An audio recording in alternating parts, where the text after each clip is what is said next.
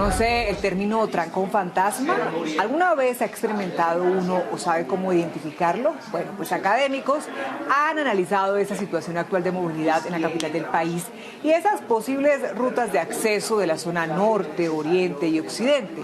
Hoy vamos a conocer las conclusiones de ese análisis. Nos acompaña justamente José Ignacio Nieto, ingeniero y profesor del Centro de Estudios de Vías y Transporte de la Escuela Colombiana de Ingeniería Julio Garavito. Bienvenido a Noticias Caracol Ahora, profesor, ¿cómo está? Diana, buenas tardes. Muchas gracias por la invitación. ¿Qué es lo que pasa en la autopista norte en cuanto a congestión vehicular? ¿Qué encontraron?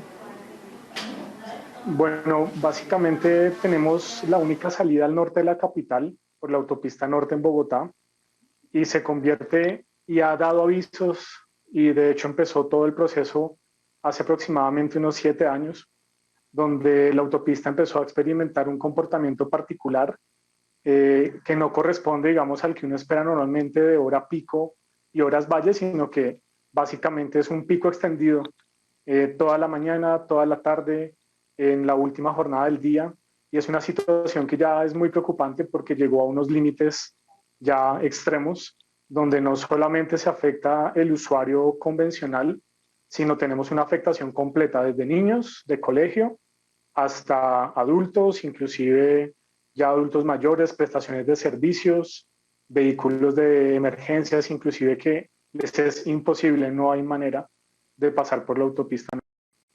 Y estamos hablando además de una afectación en otros corredores de la ciudad, porque no solamente la autopista norte. ¿Qué han encontrado ustedes?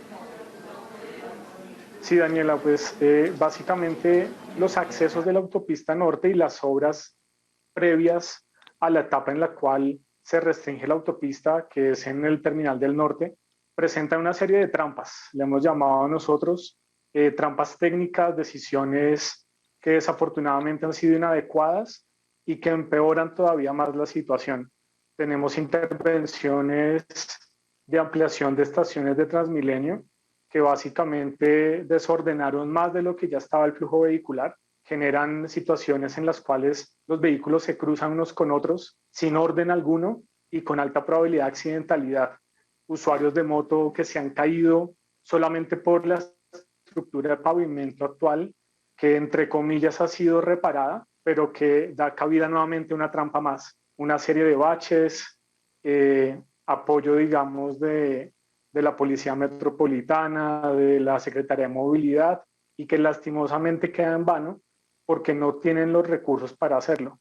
Tenemos actualmente mucho personal de apoyo en la autopista norte y es un esfuerzo descomunal, pero la misma autopista, su configuración, el comportamiento de usuarios, vehículos, no dan para que esto esté de forma correcta. Y si hablamos de ese excesivo volumen de vehículos en ciertos puntos de Bogotá, ¿hay alguna responsabilidad? ¿A quién atribuírsela? Pues digamos, lastimosamente estamos en una cultura en la que tú entras en la primera etapa del día a trabajar y se concentra todo el volumen vehicular por más medidas de pico y placa, por más restricciones o incentivar el uso de vehículo compartido, inclusive teletrabajo. Pareciera que todo eso que aprendimos en tiempo de pandemia, que fue algo, digamos, positivo, se perdió totalmente y la misma dinámica de compañías, de colegios y demás hacen que en una franja de 2 horas tengamos el volumen completo al tiempo y la capacidad, digamos, de la vía no da para tanto. El mismo comportamiento se presenta en la tarde. Entonces, 5 de la tarde, 6 de la tarde, inclusive mucho antes, porque tenemos entendido que ha habido cambios sutiles en los horarios de trabajo y de estudio aquí en la zona, pues finalmente no es suficiente. Y nuevamente tenemos flujos vehiculares excesivos, personas que pueden demorar en un tramo en el que el flujo libre pueden ser 5 minutos y alcanzan a demorarse hasta hora y media. Entonces ya es algo, como te decía, que se sale totalmente de cualquier dimensión, de cualquier pronóstico y que necesita pues una solución de raíz. Y eso tiene relación con el término trancón fantasma del que hablábamos hace un instante. Sí, efectivamente. El trancón fantasma básicamente es un congestionamiento que no tiene una raíz o un origen como tal. No hay un evento, no hay un choque, no hay un operativo de la policía, no hay una invasión de carril, no hay absolutamente nada que lo genere, En el caso de la autopista norte, el evento principal ocurre en el terminal satélite, donde la capacidad de la vía baja de 5 carriles a 3, pero en un flujo normal igual se presenta el trancón. Y las personas, digamos, su comentario es, no encuentro nada, no pasa nada. Entonces, la ciencia detrás del trancón fantasma son altos volúmenes, en este caso una capacidad inadecuada, comportamientos del usuario inadecuados. Hemos identificado cruces de buses intermunicipales hasta de 90 grados. Ellos pasan y atraviesan totalmente la autopista y empieza a generarse un efecto en cadena de unos tiempos en los que finalmente uno, digamos, entra en esa dinámica. Son como ondas, le llaman también shock wave effects u ondas de choque, y ese es el trancón fantasma. Entonces, ¿qué pasa? Uno entra al trancón y en la medida que la persona que va adelante empieza a frenar, a acelerar y demás, yo no reacciono al mismo tiempo que los demás. Entonces se va acumulando un tiempo de reacción, más o menos de 3 segundos. Y ese tiempo se va ampliando, ampliando, ampliando, y la persona que está a la final de la cola en el vehículo 200, 300, por decir algo, ya es víctima de un acumulado bastante grueso y finalmente ni siquiera le dan espacio de avanzar un poco y prácticamente está en detención continua. Entonces es más o menos el concepto que hay detrás de un trancón fantasma. ¿Y esto tiene relación con la teoría del flujo vehicular? Cuéntenos en qué consiste, ingeniero. Bueno, esta pues es una parte académica muy interesante y aquí confluyen 3 factores. El usuario y su comportamiento, el vehículo, tipo de vehículo y la conformación que tenemos, si predominan los buses, si predominan los camiones o el vehículo particular y demás, y la infraestructura. Entonces, esas 3 partes tienen que estar muy bien engranadas y muy bien planificadas y gestionadas para que un tráfico se haga de la forma correcta. En la parte de usuario, por ejemplo, la Policía Metropolitana, Secretaría de Movilidad, hace un esfuerzo muy grande para que la gente se conduzca bien.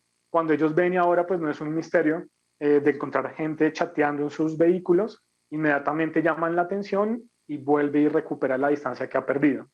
Pero ese tiempo que se perdió ya empieza a afectar a los que están detrás.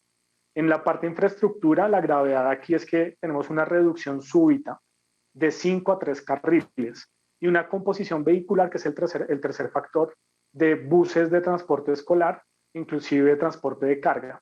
Entonces, cuando todo esto llega en un solo escenario, donde la infraestructura está mal, la composición vehicular no es la adecuada y las personas tampoco tienen como esa noción de cómo debo actuar correctamente, llegamos a caos y a situaciones que inclusive consideramos que son de salud pública, como lo que se está ahora presentando en la autopista norte. Ahora, la pregunta es, ¿Bogotá está preparada en cuanto a estructura para solucionar esos problemas, esas afectaciones de movilidad que nos está explicando, ingeniero? ¿Usted qué cree? Bueno, no estamos preparados. Nuestra infraestructura, digamos que tiene un gran rezago y ha habido densificación de la zona norte de Bogotá a un ritmo muy acelerado, prestación de servicios como educación y varias necesidades inclusive de conectar Bogotá con Chía, Zipaquirá, Cajicá, que son esos municipios dormitorio, y la infraestructura se quedó atrás. Entonces, si hoy evaluamos la situación, no tenemos la infraestructura para poder enfrentar este problema. No hay una infraestructura suficiente para la demanda.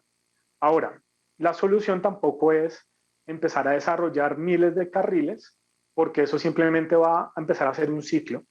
Y en algún momento va a volver a estar todo totalmente saturado y necesariamente tengo que construir más.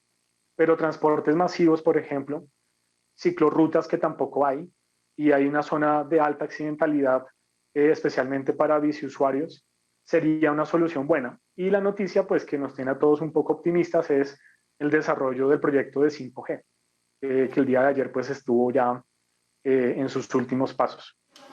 ¿Ese proyecto sería una solución a propósito de la 5G? Sí, por supuesto. El proyecto de 5G sí se considera una muy buena solución porque justamente va a eliminar ese embudo que tenemos en Terminal Norte, conectando adicionalmente con el buen número de carriles que llegan de la concesión del norte, con Axe Norte.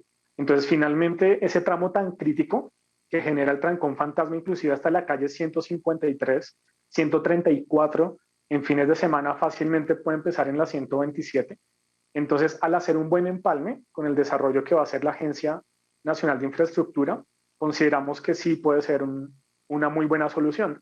Lo que nos desanima un poco es el tiempo de ejecución. Sin embargo, pues sabemos de las complejidades que tiene y de los procesos y demás que hay que adelantar para una construcción de este estilo, pero pues definitivamente es una muy buena solución.